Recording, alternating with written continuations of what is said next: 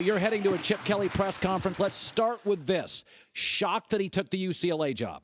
No, I'm not surprised. I mean, I really thought once they made the big move, paying $12 million to get rid of Jim Mora. That's a lot of money for UCLA. That's a huge swing, especially for UCLA. At that point, you knew they were a serious player for Chip Kelly. You could see him very comfortable being on the West Coast. He knows the Pac-12. I just think it's more his temperament rather than being in the fishbowl that you'd have in the SEC with some of those jobs. Chip Kelly comes out here, let's say he goes for a restaurant or something. Nobody's messing with him. Nobody's like curious, hey, what's he eating? Nobody's coming up to the table.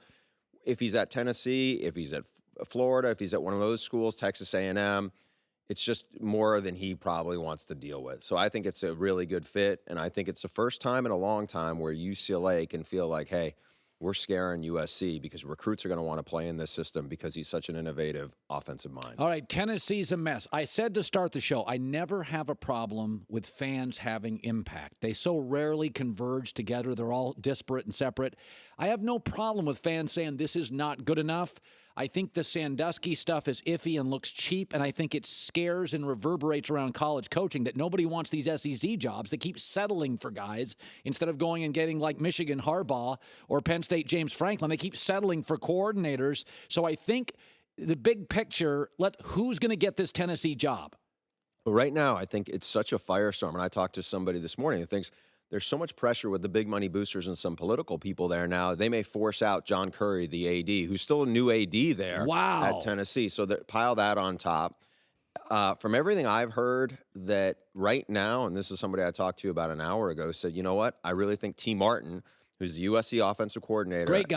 Great guy, but also won a national title, led them to a national title the year after Peyton Manning moved on to the NFL. That's a big job for a guy that's never been a head coach. It is. Now, he has coached in the SEC, did a really nice job at Kentucky as an assistant, is a very good recruiter, very well thought of. So what I was told about an hour ago was that he has now a legit chance because there's a lot of support for him amongst the Tennessee community there, the volunteer community, especially a lot of people who feel like we want a guy who gets this place. You know, they recoiled so much at Greg Schiano, and I think really some of this had to do with there's such a John Gruden paranoia that had gone on for so long that if they had announced Dan Mullen, I think there would have been a lot of people who would have been disappointed. The Greg Schiano thing sent him off the deep end, even though, you know, a lot of us had been reporting that it was a very real possibility as much as in the middle of last week. And just when it just hit and became a firestorm. So how do they dig out of it? I mean, are they going to go to a guy like Jeff Brom, who's a really well-thought-of offensive coach, had a nice first year at Purdue? I mean, this is a tough job. By the way, I think this Schiano thing, I said it, I support Tennessee demanding that's not good enough. But I do think there's a reason why LSU settles for Ed Orgeron, and I think this reverberates in coaching. I really do, Bruce. I think the SEC, why is the rest of college football at least somewhat caught up to the SEC in the last 5 years? Because of the coaching. When Chip Kelly's turning down Florida for UCLA, by the way, Kevin Sumlin,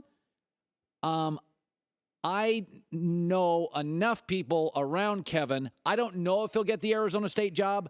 I know they like him. Will he get it? We'll see, because remember, he passed on that job 6 years ago. Yes. From what I had heard, the president of the school was not thrilled about that. Yes. So we'll see what happens at this point. But it's not as foregone as a conclusion as a lot of people thought. I mean, there's other people who are in the mix there. Yeah. I think the AD really likes him, but we'll see what the president wants. Okay. It seems real simple to me. Call me nuts. I'm on the internet this weekend, and people are crazy. We know if Clemson wins out, they're in, right? We know if Oklahoma wins out. They got like 3 quality wins. They're in. They might be able to lose and still get in. Okay, we know that Wisconsin, the committee's not setting a precedent and not letting an undefeated team that wins they're in, right? Oh, yeah. I mean, they have a couple of nice wins also. They would have beaten Ohio State. They beat Northwestern, who's 9-3 and in the top 25. So it's not like they don't have any resume. Okay. So if Clemson, Oklahoma, Wisconsin are all in if they win, I'm sorry, but if the Georgia or Auburn win, they're in, right? Oh, yeah. Alabama's the loser here. Yeah, I think I have Alabama right now 5 in my top 10. That's where I have them. But they're going to get leapfrogged potentially by a couple of teams behind them who are playing for conference title games. Here's the unfortunate thing if you're an Alabama fan. If they had one loss, but it was next week, in the SEC title game, okay, at least you beat Auburn. That would be your best win. They kind of got a double whammy. Not only did they lose, which is obviously the big thing, but also what had been their best win at Mississippi State. That doesn't look so good because Mississippi State's 8-4. They lost by a 2-touchdown underdog to Ole Miss, and you could say, well, Mississippi State lost their starting quarterback. Ole Miss was playing with their backup quarterback too. Listen, I don't feel sorry for Alabama, and I'll tell you why. I like Nick Saban, but he manipulates the schedule. He never plays an out-of-conference game there. Next year, he starts Louisville in Orlando. This year, this is Nick Saban. He's smart enough to know in college football, kids don't travel well. He's figured this out. By the way, Auburn went to Clemson. Georgia went to Notre Dame. He goes to neutral fields.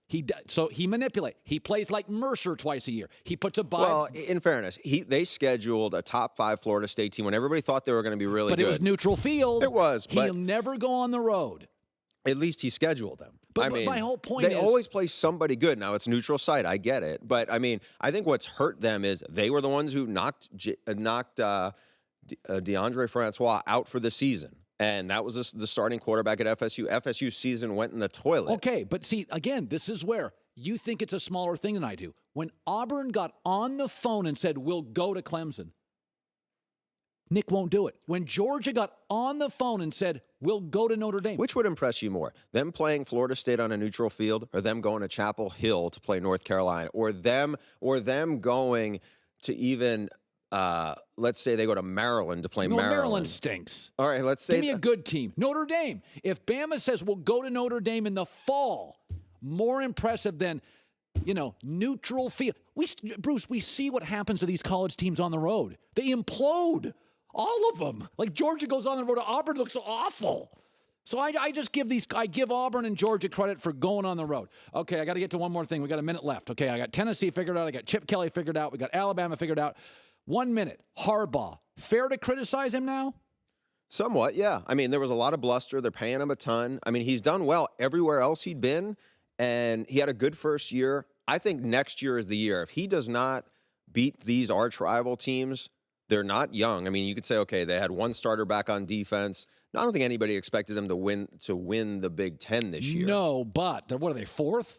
Yeah, they're an 8-4 team. How come he can't find a quarterback? He's Jim Harbaugh. He's a rock star. He played quarterback. I don't get it. It's been a surprising thing. They did nice with Jake Rudock when he transferred in their grad transfer. Yeah.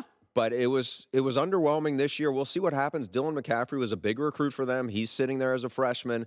Will he overtake Brandon Peters? I don't know. I think there was a couple of factors that went in. They lost 3 really good receivers to the NFL last year. Yeah. The O-line was kind of a mess a little at times. So I think it all contributed to really underwhelming quarterback. Thanks for watching. Subscribe here to get the latest from the show. Also, be sure to check out more of the best clips from The Herd or go watch a few segments from the newest show on FS1, First Things First with Chris Carter and Nick Wright.